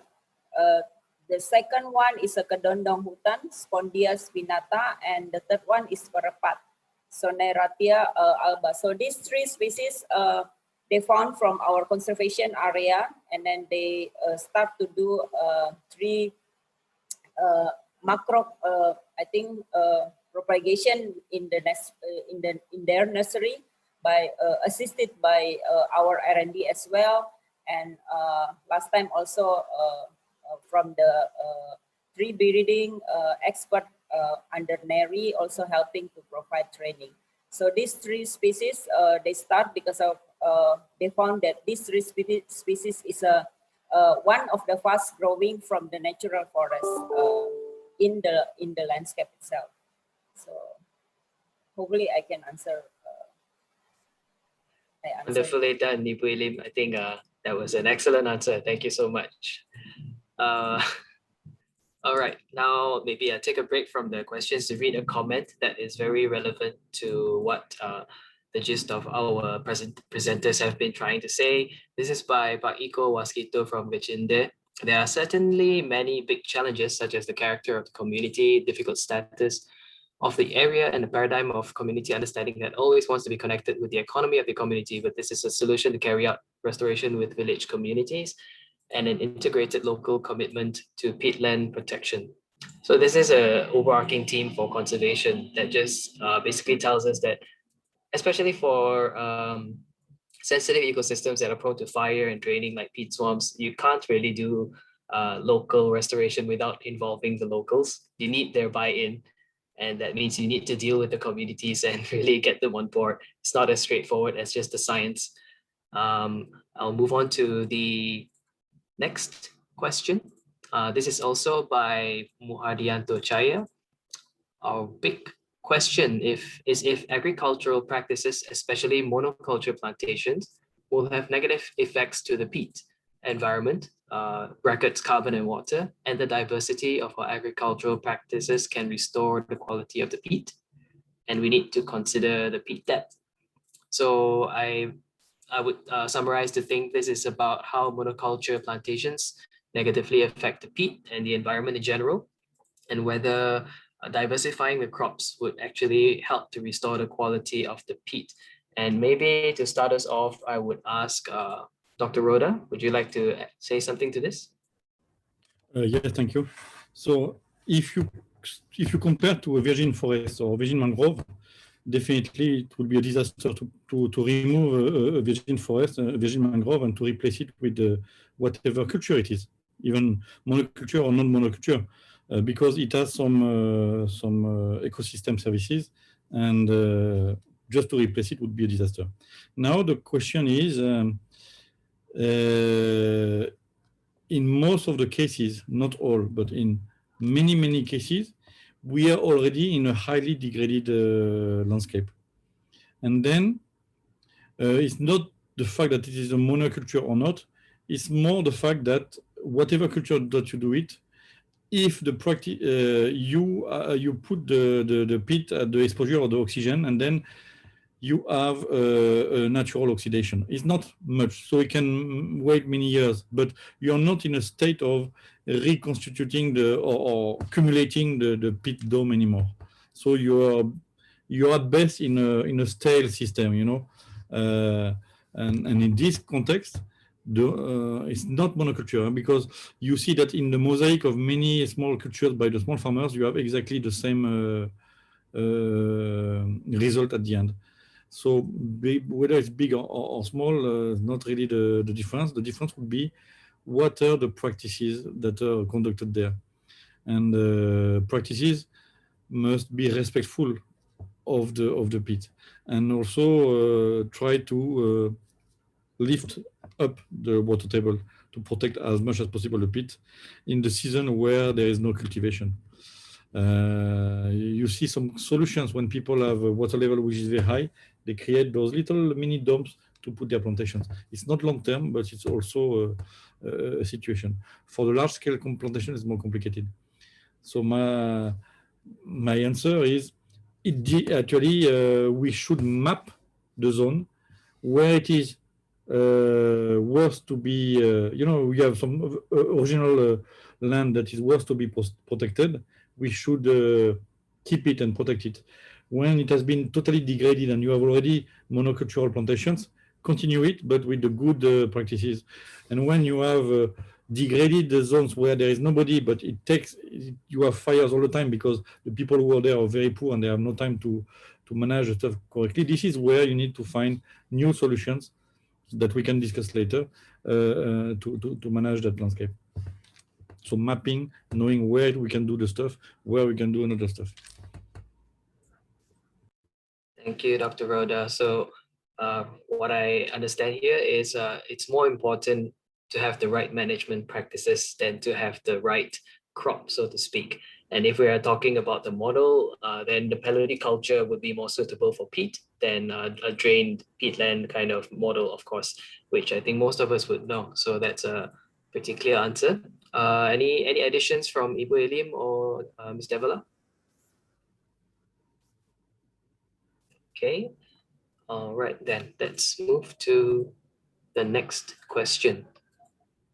This one is pretty straightforward. It's to Dr. Roda, which I think is kind of answered already, but I'm going to read it anyway. How to decrease the number of fire cases in the future? For Dr. Roda, pretty direct. I don't know, but in Indonesia, there is a tool that is the KPH, the management of the forest units. The new version of the KPH is almost like a cooperative or a community management. You have young officers that are trained not to have a gun on the side, but to have a Samsung phone, and their job is to manage the landscape in common with the farmers. So what they do, they negotiate with the farmers. Okay, protect this, I will help you to sell. And you see, I visited those KPA. You see that they're helping the farmers to sell their gula from the pantries, to sell their fish, to sell whatever the products. So basically what they do, they try to raise the revenue of the farmers by cooperative actions, collective actions. And when you have a rise of the revenue, then the farmers, they have more time or more freedom to take care of their immediate environment. So the key is there. The key is for every little zone, finding solutions that create an incentive for the people to go into the right practice. Right. Thank you. So I think it's giving that economic incentive to people to manage it well, to make it sustainable, to reduce fire occurrences. Okay, the next one's actually a question by Dr. Lilibeth to ask for collaboration with Dr. Roda. So I'll leave you to talk to her about that after the presentation, perhaps, and maybe she could drop you an email and we could try to link you up. But yeah, no pressure, Dr. Roda. Dr. Roda is pretty popular here. We have another question directly for you. This one not to ask for collaboration. In Indonesia, there's a regulation that requires companies to set a water table not less than 40 centimeters from the ground. Is it effective to reduce fires without harming the crop's growth? This is by Zara Ika. This I don't know yet. I have not working directly on the water table, so I cannot answer that. I have some colleagues which are much more competent than me. I know in practice that you have the situation where people put, little dams, and then as soon as they're left, the local people come to destroy them. So it could be either that there is no good information, or either that it doesn't work as good as what we want, or if it works, that it doesn't create the incentive that we are speaking about. So all my efforts in my work with my colleagues is to find where, not, we don't have one solution for all, but to map all the zones, and each map has its own solution.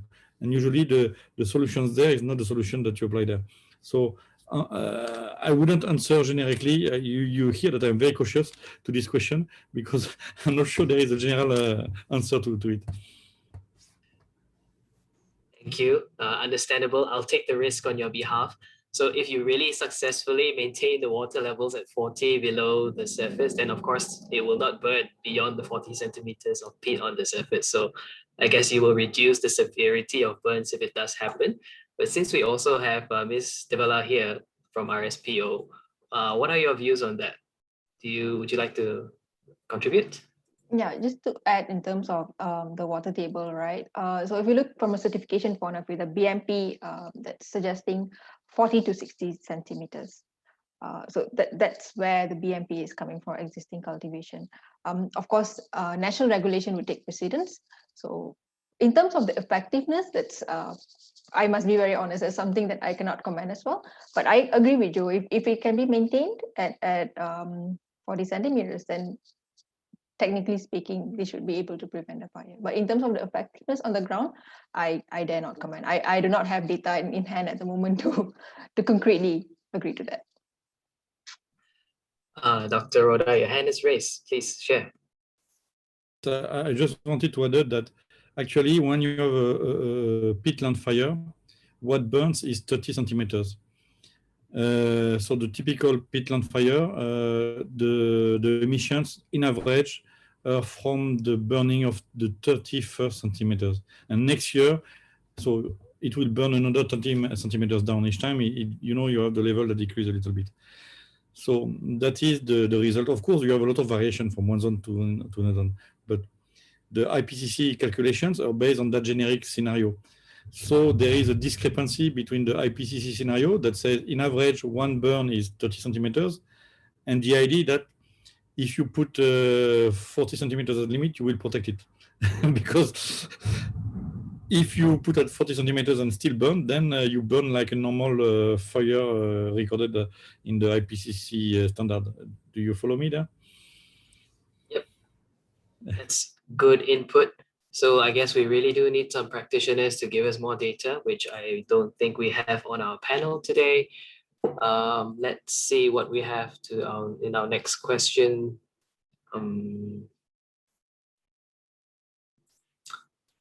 I read the question, but I don't fully understand it. This is also to Dr. Roda.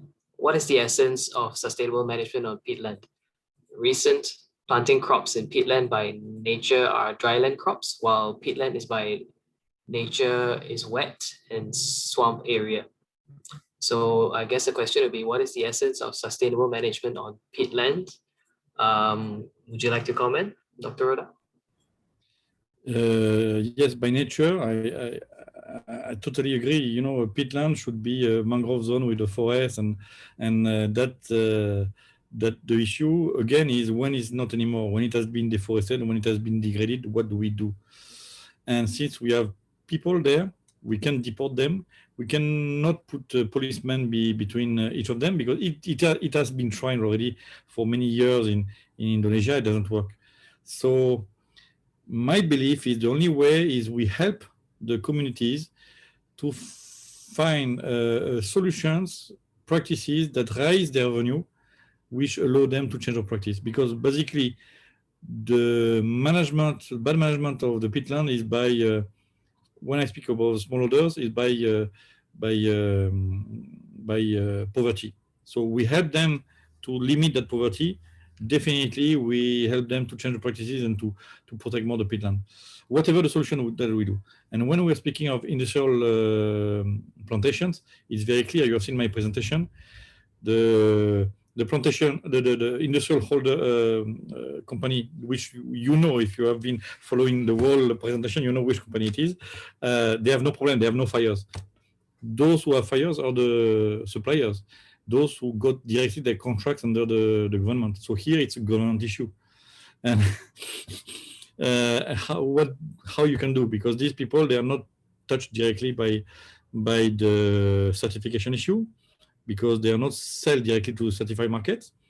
They sell to the main company, and the main company, it is not a policeman, the company. They cannot force them, you know, and they are kind of prisoner of their suppliers as well. So it's a very complicated issue, and you cannot either remove all the plantations, phase them all out, because something else will come, maybe worse. And what I heard from Ms Elim is the right move. You derive revenues from the land that you can manage well, and you identify the zones where actually there is no real interest to continue the plantation, and you restore it. So my point again is mapping, fine mapping with every zones mapped, where you in a way that you can say, here the best solution is okay, market, private market. Here the best solution is industry. Here the best solution is helped by the government. Here the best solution is no solution. That's the problem. Let's find international donors. And that would be better than sprinkling money, you know, like sprinkle everywhere without real action or real way to change deeply the dynamic. That's a great answer, Dr. Roda. Thank you for that. I love mapping, so I definitely agree with you on the mapping part and the rest as well. Okay, let's move on to the other parts. We have a question that I think is partly answered by Dr. Roda already, and Ibu Elim as well. How do you find that agricultural activities are sustainable in peatland areas? I think that's been quite a lot of it has been answered, but is there anything the panelists want to add? So feel free to, if otherwise I'll move to the next question.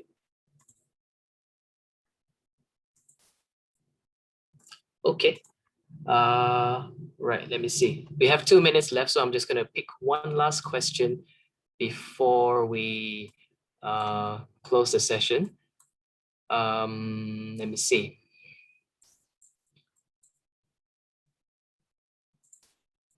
There is one for,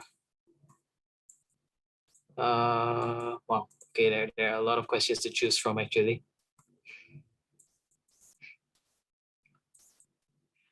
Okay, maybe this one for from Eco Mosquito again. What is your strategy for the reduction of fires in peatlands and in mineral soil, Dr. Roda?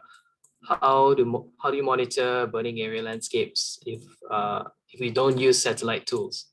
And finally, how do you push governments from stopping mining in the rivers and catchment areas? I think, yeah, Dr. Roda, you want to start us off? Yeah, thank you very much. It's a great question, and we have been thinking about that a lot.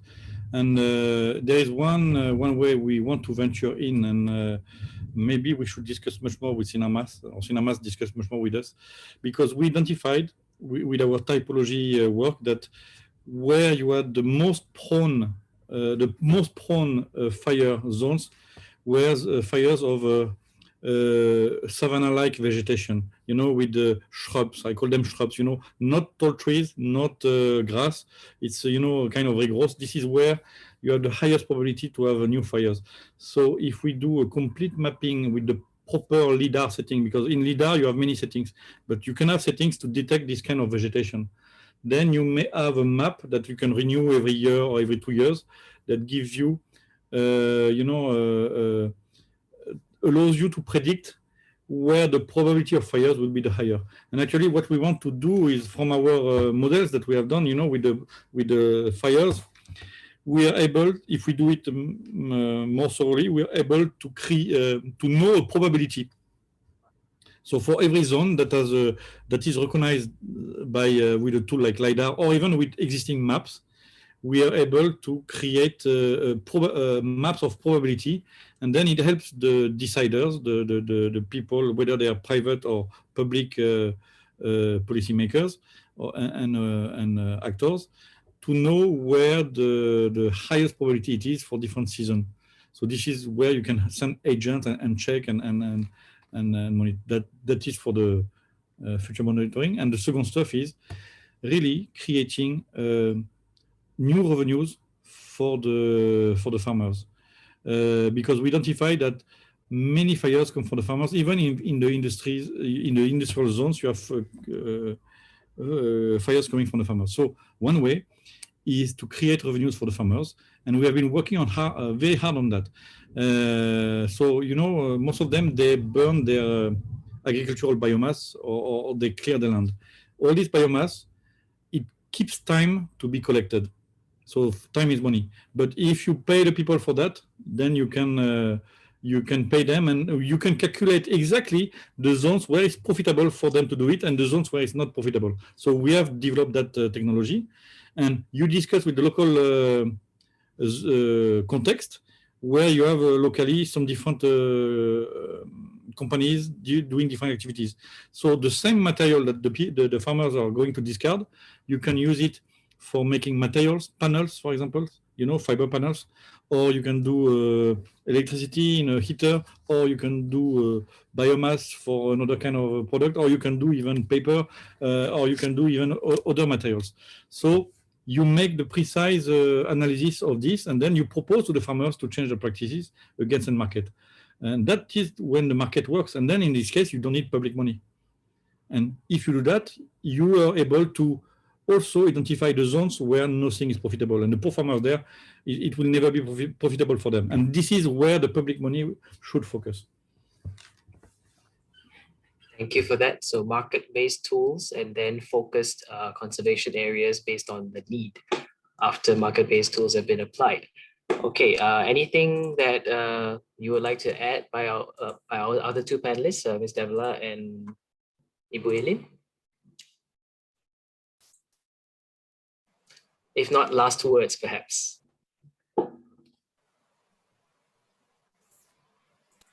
Yeah, I totally agree that to reduce forest fire, not only about peatland, but I think should be all integrated within the community mindset changing, inclusion. So that's why APP had the DMPA program, which is to invite them do the agriculture with the sustainable way, improve their livelihood. So they also know how important about their environment and what kind of what is the negative impact from the for the forest fire. Because of I agree with Dr. wrote that in 2015, we found a lot of data. The started fire mostly coming from the slash and burn land clearing, which is maybe they found cheap. So that's changed us to how we can engage the community. So together we can address, of course, not only private sector, with community, all the scientists, we can collaborate and do some collective action to reach the sustainable of our landscape and our work to save the planet. Thank you. Thank you, Ibu Elim. I guess end us off with an inspirational quote, Ms. Devla. Right. I must firstly thank people for Peat for this. I think this symposium in particular has been very inclusive because we are having a perspective from a standard, and then we have an implementers, the company's perspective, as well as from an academician. Dr. Roda has been given a lot of perspective that's very different to the stereotypical perspective of how we thought things are actually happening on the ground. So that was very informative for myself included, as well as to hear ABP's experience as to how the whole restoration is happening. As a whole, representing RSPO, if I believe there are more questions coming with regards to the standard. So feel free to reach out to us, rspo.org, and we'll be able to assist you with more, if there are any specific questions, a specific area that would like to ask us. Thank you. Thanks, everyone. Thank you. Perhaps that should go on a poster with at the end of this symposium. So I'll hand this time back to Mariam Ghani to end this session. Thank you so much, all our panelists, for the wonderful insights. Thank you, Joe. And again, yeah, to reflect what Joe said, thank you so much to our panelists, as well as our participants who have been really lighting up the chat box with all sorts of insightful questions. So there's been some really good discussion, and it's been lovely to be a part of that. So just some quick announcements. I hope you guys enjoyed today's symposia.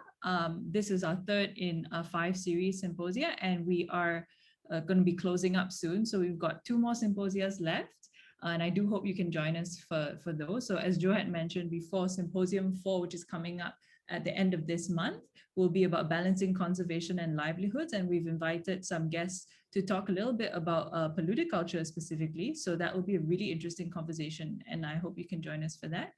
And then following that, our last symposium for the year will be in August, and that will be talking about peatlands as heritage and community learning centers. And we've invited a speaker at this point who will be speaking about how she's been working with the indigenous community to really kind of reclaim peatlands and share how they've been able to do things sustainably using traditional knowledge. So lots to look forward to. I really do hope you join us.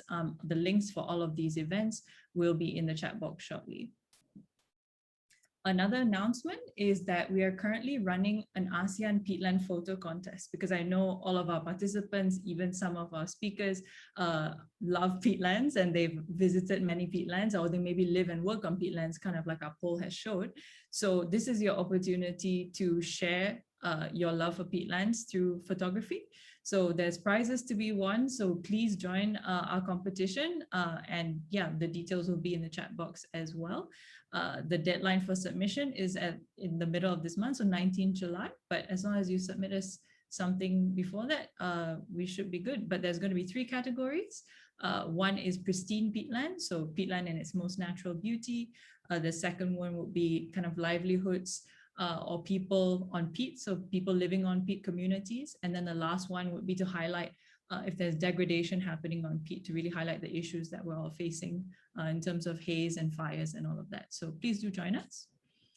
And lastly, yeah, again, to our participants, thank you so much for joining us today. And as always, we really value your feedback. So if you can fill in this form, again, the link is going to be in the chat box. And once you fill in this form and give us your feedback, you'll be receiving an e-certificate for your participation today. So that's basically it. Thank you again so much for joining us, to all of our panelists, Ms Devaladevi, Ms Elim Sritaba, and Dr. Marc Roda. It's been an absolute pleasure having you with us. And yeah, we hope to see you soon. Thank you so much. Thank you.